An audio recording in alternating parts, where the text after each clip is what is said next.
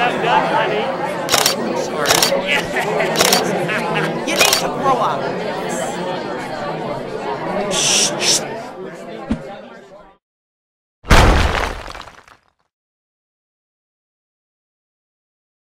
Nós acabamos de sair de uma eleição municipal com disputas bastante acirradas e uma coisa que eu posso destacar, que eu gostaria de destacar com o senhor, é que o número de votos em branco, votos nulos e o número de abstenções nas principais capitais como Rio, São Paulo, Belo Horizonte, Porto Alegre, foi maior do que o número que elegeu o prefeito. O que isso representa, presidente? Como é que o senhor avalia esse comportamento do eleitor? Bom, você sabe que ao longo do tempo, se você fizer a pesquisa dos anos anteriores, também o número de votos brancos, nulos, não é?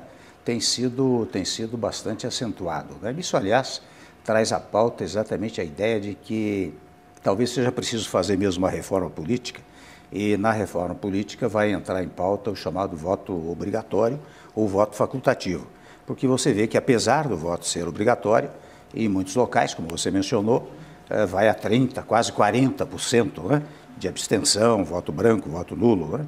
Então talvez fosse o caso de começar a examinar a hipótese do voto facultativo, porque daí a pessoa que quer vota, quem não quer não vota. E evidentemente que isso precisa vir acompanhado de uma pregação da cidadania, né? Ou seja, você precisa cada vez mais divulgar, mas olha aqui, meu amigo, você, quando você tem eleição, é como se você estivesse dando uma procuração. Você vê, você vai a um advogado ou você vai a um médico da sua confiança, porque às vezes você vai dar uma procuração ou vai dar a sua saúde para exame do médico. Ora bem, no caso do Brasil, no caso das eleições, você está dando procuração por uma coisa muito mais grave, que é dirigir os destinos do país, seja no caso dos cargos executivos, ou seja no caso dos cargos do legislativo. Então, quando se vai discutir uma tese dessa natureza, que veja bem, eu tomo a liberdade de dizer que essa sua pergunta induz logo a ideia, será que vale a pena manter ainda o voto obrigatório ou não, não é? Mas nem tanto em relação ao voto obrigatório, presidente. O que eu fico pensando é o seguinte, é um modelo que está falido? O que está falido é o sistema? É o modelo político? O que é que precisa ser renovado? Precisa de uma reforma política ou os políticos precisam se reformar, mudar? Eu acho, viu, Mariana, aqui com muita franqueza, que há naturalmente um mal-estar com a classe política. Não vamos ignorar isso, né? E o mal-estar com a classe política gera as mais variadas críticas e muitas vezes a crítica vem pelo silêncio, vem pela abstenção, pelo voto nulo, não é? Isto nós temos que ter consciência. O que isto nos leva? Nos leva, eu volto ao tema, de uma reformulação política do país, primeiro ponto, mas segundo ponto, sem dúvida alguma, a compreensão da classe política que tem alguma coisa errada. Então é preciso refazer os costumes políticos. E o refazimento dos costumes políticos se dá numa discussão, nós vivemos num Estado democrático, né? Se dá por uma discussão que se verifique no Congresso Nacional. Muitas vezes eu tenho sido procurado, você sabe que eu passei 24 anos no Parlamento, né?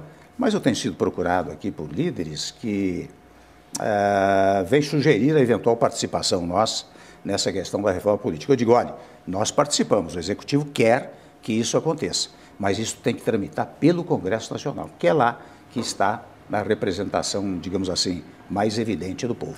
Porque o povo brasileiro está tão cansado, tão exausto e vem manifestando isso nas ruas, em ocupações, com manifestações pelas redes sociais, tão cansado, e aí se depara com a disfarçatez da Câmara de Vereadores, por exemplo, do Rio de Janeiro, que propõe um salário vitalício para os vereadores. Então, parece que não há um limite para os abusos. O político tem hoje o brasileiro tem hoje uma imagem do político de alguém que que não serve o povo brasileiro, mas que se serve do povo brasileiro. Se beneficia do mandato. Se beneficia. Né? Se beneficia do mandato, né? Para usar essa expressão, que é muito corriqueira, né? Você tem que servir ao povo e não servir-se do seu mandato, né?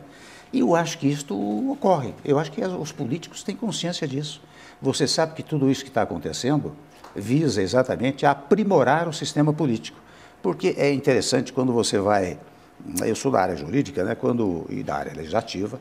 quando surge uma lei, é porque os fatos ocorreram tão repetidamente que, num dado momento, aquilo tem que se converter em norma jurídica, em norma legislativa. Eu acho que a classe política toda, sem exceção, tem se apercebido disso.